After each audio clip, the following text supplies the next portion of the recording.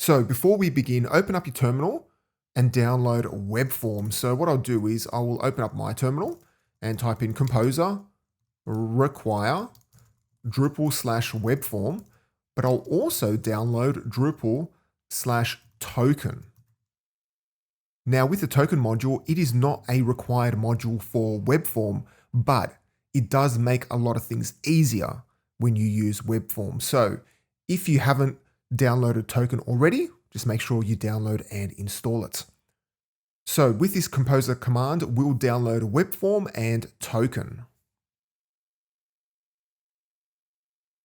Now let's jump back to the browser. And what I'll do is I will close this browser. And on this demo site, the only thing that I have done other than install Drupal is create a bunch of test articles. So click on extend and then search for Webform. And the first thing you'll notice is that there are a lot of submodules. Webform comes with a lot of modules. Now, I wouldn't worry about all of them right now. The only two that we will install will be Webform, which is the main module, and also Webform UI.